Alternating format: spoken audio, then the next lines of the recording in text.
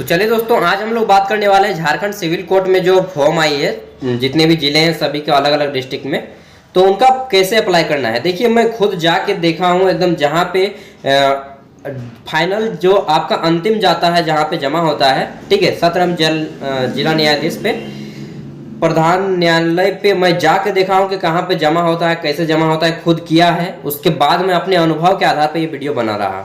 और मैंने इसलिए वीडियो नहीं बना रहा था कि कैसे आपको अप्लाई करना है, क्योंकि मैं खुद किसी चीज़ को खुद से परखता हूँ तब जाके बताता हूँ। और डेफिनेटली अगर आप इस टाइप से करते हैं तो आएगा, एकदम 100% आएगा। उन्होंने मुझे खुद बोला है कि देखिए, अगर कोई भी कैंडिडेट इस तरह से अप्लाई करता है फॉर्म को तो डेफिनेटली उसका एडमिट कार्ड जाएगा। ठीक है, आइए जानते हैं क्या करना होगा।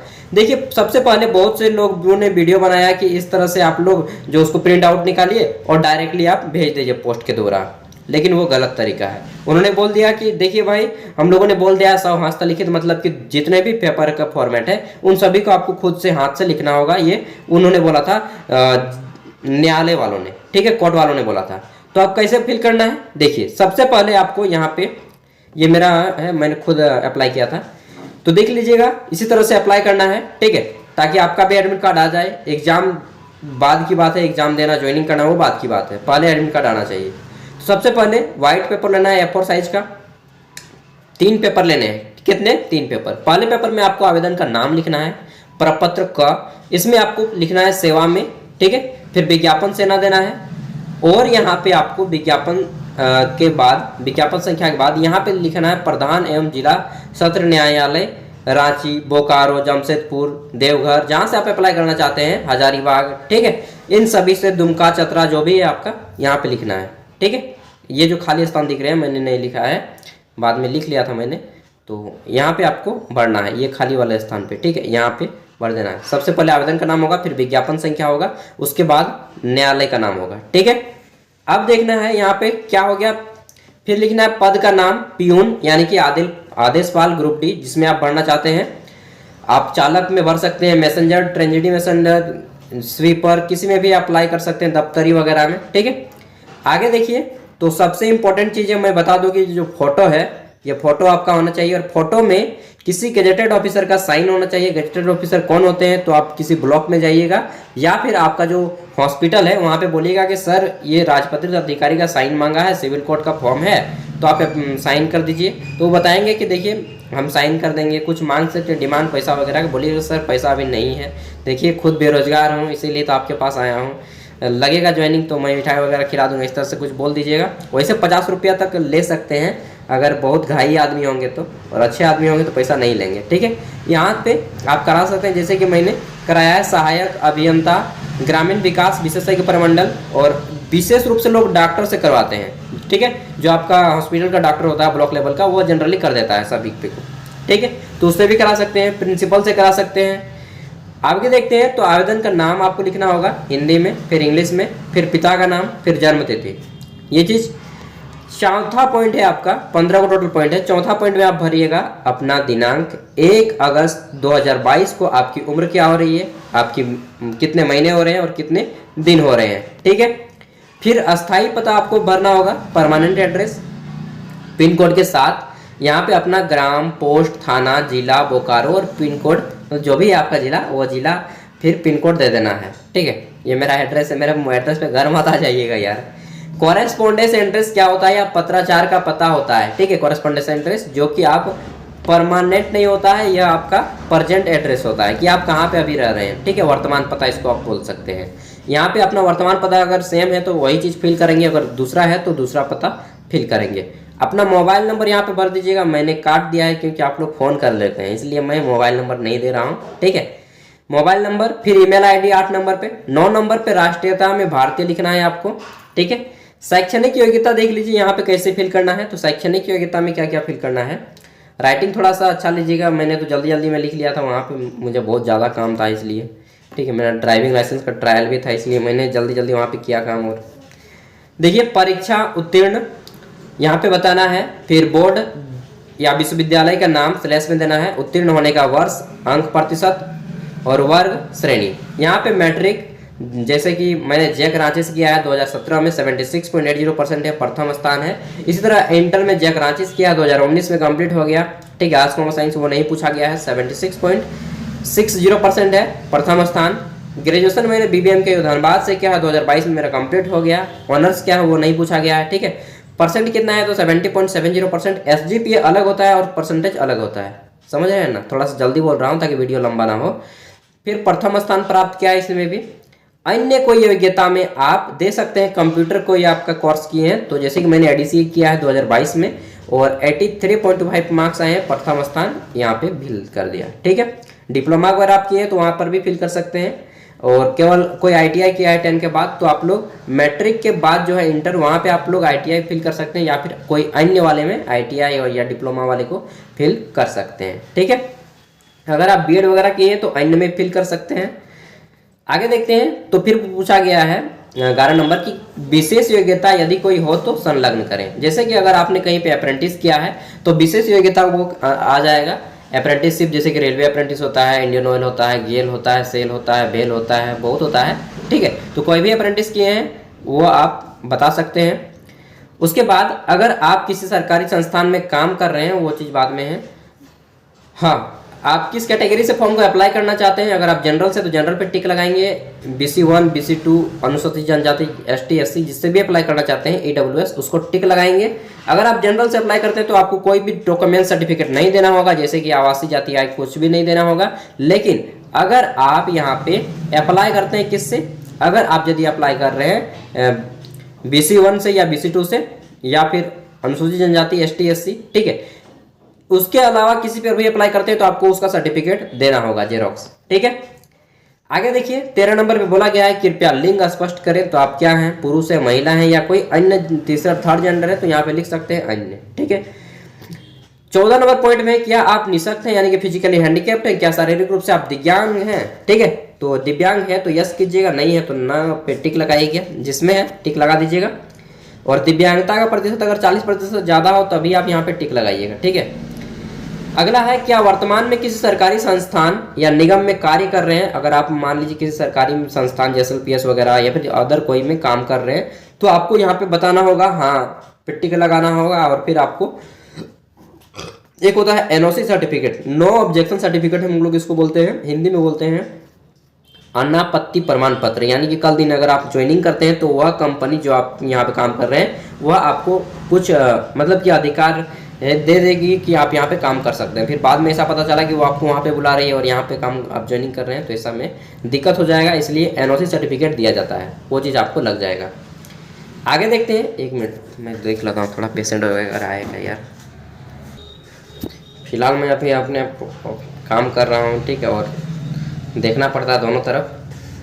तो ये हो गया। उसके बाद आपको घोषणा पत्र फिल करना है, ठीक है। घोषणा पत्र यहाँ पे लिखना है, डिक्लेरेशन जिसको बोलते हैं, सेल्फ डिक्लेरेशन, सब घोषणा पत्र। यहाँ पे आपको दिनांक भर देना है, किस डेट को आप स्पीड पोस्ट कर रहे हैं वो, या फिर डायरेक्टली आप कहाँ पे अप्लाई कर सकते हैं वो भी मैं फिर सारा कुछ डिटेल में बता दूंगा, ठीक है।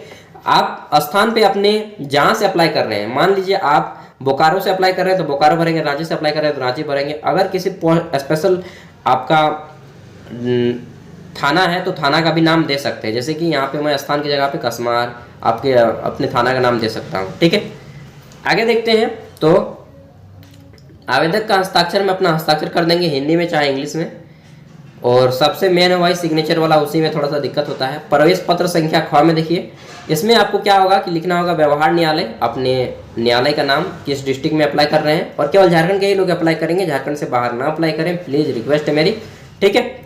आगे देखिए तो फोटो यहाँ पे को चिपकाना होगा आपको, और यहाँ पे क्रमांक संख्या ये ऑफिस द्वारा भरा जाएगा। अभ्यर्थी द्वारा क्या क्या भरा जाएगा कैंडिडेट के द्वारा, वो चीज़ पर देख लीजिए। तो आपको पहले भरना है आवेदक का नाम, ठीक है, पिता का नाम, और अगर आप महिला हैं तो यहाँ पे पिता के नाम अगले वाले फॉर्म में भी और इसमें भी, दोनों में पति का नाम देंगे, ठीक है, हस्बैंड का नाम देना है, ठीक है, क्योंकि वही आपके सब कुछ है। अब नहीं वैसा बात नहीं है, लेकिन यहाँ पे फॉर्म के अकॉर्डिंग पत्राचार का पता, आपका जो एडमिट कार्ड जाएगा वह किस पते पे जाएगा आपको यहाँ पे लिखना है, ठीक है। 827302 अपना मोबाइल नंबर जो है, पिन कोड वगैरह सारा कुछ यहाँ पे दे देना है। और यहाँ पे आपका साक्षात्कार का स्थान और केंद्र ये आपको वही भर के देंगे, साक्षात्कार की तिथि वही भर के देंगे, दिनांक ये भर लेंगे वो, और यहाँ पे प्रधान ये वाला लिख देना है, ठीक है। आगे देखते हैं। तो अब आपको लिफाफा कैसे, ये सब करने के बाद आपका 10th अगर आप पास हैं तो 10th का सर्टिफिकेट देंगे, मार्कशीट, ठीक है, केवल मार्कशीट दे दीजिएगा। आधार कार्ड, अगर आप 12th है तो 12th का मार्कशीट, ग्रेजुएशन है तो ग्रेजुएशन का मार्कशीट, अगर आप कोई स्पेशल सर्टिफिकेट दे रहे हैं तो उसका भी मार्कशीट चाहे सर्टिफिकेट, ठीक है। ये चीज़ हो गए, इन सभी का मार्कशीट हो गया। उसके बाद आपको लगेगा आधार कार्ड, ठीक है, आधार कार्ड देंगे। और अगर आप ST SC OBC से अप्लाई कर रहे हैं चाहे EWS से, तो आपको उसका सर्टिफिकेट देना होगा, कास्ट सर्टिफिकेट, ठीक है। ये चीज़ हो गए। तो इसको देने के बाद आप क्या कीजिएगा, एक लिफाफा लीजिएगा, 3 फोटो लेने हैं, 2 फोटो तो वहाँ पे चिपक गया, एक फोटो क्या करना है, यहाँ पे ये छोटा वाला लिफाफा लीजिएगा, पहले यहाँ पे आपको इस तरह से लिखना है। एक लिफाफा में आपको बीच में एकदम, कोई आया यार। तो देखिए ये चीज़ करने के बाद आपको फॉर्म भरने के बाद एक लिफाफा लेना है। लिफाफा में आपको देख लीजिए पीछे साइड, ये बैक साइड है, ठीक है। लिफाफा 2 साइड का होता है, तो पीछे साइड में जहाँ पे ये इस तरह से लाइनिंग है बीच वाला में, देखिएगा ये जो है आपको मैं दिखा दे रहा हूँ, ये बीच में जो लाइनिंग दिख रहे हैं, ठीक है, इस साइड में आपको लिखना है सेवा में 2, अपना नाम, पिता का नाम मैंने नहीं भरा है, गलती किया, इस फॉर्म को फिर मैंने काटा था, फिर दूसरा भरा था, नाम, पिता का नाम, ग्राम, पोस्ट, थाना, जिला, पिन कोड और मोबाइल नंबर दे देना है। साथ ही अपने राज्य का नाम, जो कि झारखंड है, हमारा राज्य झारखंड ही दे देंगे, ठीक है। उसके बाद क्या करना है, एक बड़ा वाला लिफाफा लेना है इस तरह से, वो छोटा वाला लिफाफा हो गया, और एक बड़ा वाला लिफाफा लेना है। और अगर दोनों सेम साइज का लिफाफा है तो एक लिफाफा जो कि पहले वाला देखें अभी एड्रेस लिखें, उसको मोड़ देना है बीच में, ठीक है। और लिफाफे में, उसी लिफाफे में जिसको एक साइड अभी मैंने लिख के दिखाया, उसके दूसरे साइड में इस तरह से डाक टिकट लगा देना है। डाक टिकट बहुत प्रकार के होते हैं, 5 रुपये का होता है, 1 रुपया का होता है, 2 रुपया का होता है, और किसी न किसी सुंदरता से नानी का वहाँ पे फिगर होता है। जैसे कि ये देखिए बाल गंगाधर तिलक जी का है, ठीक है। और यहाँ पे 1 रुपये का डाक टिकट है, तो इसको मैंने 40 लगाए हैं। 10 रुपये का डाक टिकट आता है सुभाष चंद्र बोस जी का, उसके अगर लेंगे तो 4 लगाएंगे। बोलिएगा कि ना कि डाक टिकट दीजिए डाकिया को, जो भी होंगे पोस्टमैन में, पोस्ट ऑफिस में, वो दे देंगे डाक टिकट, ठीक है। 40 रुपया का डाक टिकट लगाना है, और उसके इस साइड में डाक टिकट और पीछे साइड में ये वाला एड्रेस देना है एक लिफाफे में। दूसरा लिफाफा जो लेना है, बड़ा लिफाफा, उस पर क्या करना है, देखिए बड़ा लिफाफा में ये आपको इस तरह से एड्रेस लिखना है, ठीक है। पहले तो एक लाइनिंग देना है, और यहाँ पे लिखना है आपको लेफ्ट साइड में, सेवा में प्रधान जिला एवं सत्र न्यायाधीश, चाहे सत्र न्यायाधीश व्यवहार न्यायालय, अपने न्यायालय के नाम, हजारीबाग हो गया, बोकारो हो गया, रांची हो गया, धनबाद हो गया, जो भी है आपका, दुमका, जमशेदपुर, इस तरह से देवघर दे देंगे। और पिन कोड दे देंगे। पिन कोड कहाँ से पाएंगे, तो पोस्ट ऑफिस से पूछिएगा कि बताइए भैया वहाँ का पिन कोड कितना है, हजारीबाग का, चाहे रामगढ़ का, चाहे रांची का, चाहे जहाँ पे ही है वहाँ पे बोलिएगा कि यहाँ का पिन कोड कितना है। नहीं तो मोबाइल से सर्च मारिएगा यार कि अपनी डिस्ट्रिक्ट, वहाँ पे हजारीबाग पिन कोड, ठीक है, Ranchi pin code, Ranchi civil code pin code, ऐसा मारिएगा सर, ठीक है। उसके बाद क्या करना है, एक तरफ में फिर आपको लिखना है प्रेषक, चाहे फॉर्म लिखिएगा, फॉर्म भेजते हैं ना चिट्ठी, तो प्रेषक लिखा जाता है। प्रेषक में आपका नाम लिखना है, फिर पिता का नाम लिखना है, ग्राम, फिर लिखना है आपको पोस्ट, ठीक है, थाना, उसके बाद आपको जिला, पिन कोड और अपना मोबाइल नंबर भी लिख देना है, ठीक है। ये करने के बाद आपको क्या करना होगा, ये ऊपर में देख लीजिए, ऊपर में आपको यहाँ पे लिखना होगा विज्ञापन संख्या दे दीजिएगा, विज्ञापन संख्या 1/2023। फिर आवेदन की, आप किस पद के लिए आवेदन कर रहे हैं तो आवेदित पद का नाम यहाँ पे लिख दीजिएगा। फिर आपको श्रेणी लिखना होगा, किस श्रेणी से अप्लाई कर रहे हैं, ST SC OBC जनरल, ठीक है। ये करने के बाद आपको वो जो छोटा वाला लिफाफा है इसी में भर देना है, इसको पहले रखना है ऊपर वाले में, और जिसमें डाक टिकट चिपकाए थे वो लिफाफा को अंदर भर देना है, और वो सारा कुछ फॉर्म को मोड़ लीजिएगा, समेट लीजिएगा जितना भी आप फिल किए हैं, और डॉक्यूमेंट्स को सबको एक ही साथ पिन मार के मोड़ लीजिएगा, और ये बड़ा वाला लिफाफा में भर दीजिएगा। इनविलिप भी भर दीजिएगा, लिफाफा भी भर दीजिएगा, और एक फोटो भी भर दीजिएगा, समझ गए। उसके बाद क्या करना है, देखिए मैंने यहाँ पे ये जो है फाइनल में दिखा रहा हूँ, ये देखिए ये आपका यहाँ का है। जैसे कि आप डायरेक्ट अगर जाते हैं वहाँ पे जमा करने के लिए, तो आपको इस तरह से बहुत सारे वहाँ पे डॉक्यूमेंट्स रखे होते हैं, आपको पता चल जाएगा, ठीक है। जैसे कि यहाँ पे JK लिखा हुआ है, तो ये लाल लाल बहुत सारे रजिस्टर रखे होंगे, और ये वही का है न्यायाधीश वाला का, मैं फाइनल न्यायाधीश का दिखा रहा हूँ, और एक पोस्ट ऑफिस का, ये पोस्ट ऑफिस मैंने अप्लाई किया है, दोनों जगह से मैंने अप्लाई करके दिखा रहा हूँ, ठीक है। और पोस्ट ऑफिस में देंगे तो स्पीड पोस्ट करेगा, स्पीड पोस्ट का पैसा लगेगा, जैसा डिस्टेंस रहेगा उसी के अनुसार पैसा लिया जाएगा आपका, ठीक है, दूरी के अनुसार। और अगर आप डायरेक्टली वहाँ पे जाके पहुँचाते हैं जहाँ पे पहुँचाना है, स्पीड पोस्ट के माध्यम से जहाँ पहुँचेगा न्यायाधीश न्यायालय में, तो आपको स्पीड पोस्ट का पैसा नहीं लगेगा, केवल डाक टिकट का पैसा लगेगा। समझ गए सारा कुछ। अब भी कुछ डाउट हो तो कमेंट करके पूछ लीजिएगा। और देखिए ये आपका कोड जो है कुछ इस टाइप से होगा, और वहाँ पे किसी को भी पूछेगा कि भैया, पुलिस लोग से ही पूछेगा जनरली। देखिए यहाँ पे पुलिस लोग बैठा है और मैंने इसी से पूछा था कि भैया बताइए कि यहाँ पे अभी जो 4th ग्रेड का वैकेंसी आई है कोर्ट में, वो कहाँ पे अप्लाई करना है। वो बता देंगे कि उधर जाइए, ठीक है। ये सारा कुछ कर देना है और आपका फॉर्म सबमिट हो जाएगा। और डेफिनेटली इस तरह से अगर आप करते हैं तो आपका एडमिट कार्ड आएगा। इससे पहले मैंने बहुत सारे यूट्यूब में वीडियो देखे थे, एक बार देख लेता हूँ कि क्या हाल चाल है यूट्यूब का।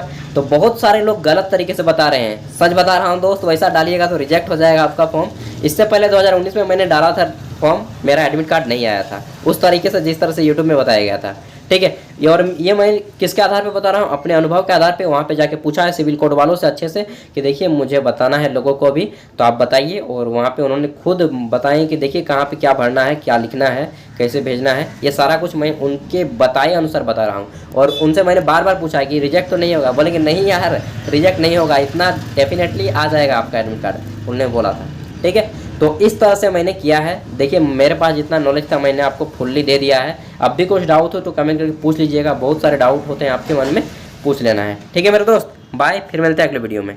एंड लिखना तो आपको हाथ से ही पड़ेगा, ब्लैक पेन या ब्लू पेन जो भी यूज करें पेन के बारे में वो आपकी राय है, लेकिन ब्लैक और ब्लू उसके अलावा और कोई पेन नहीं, ठीक है। Thank you.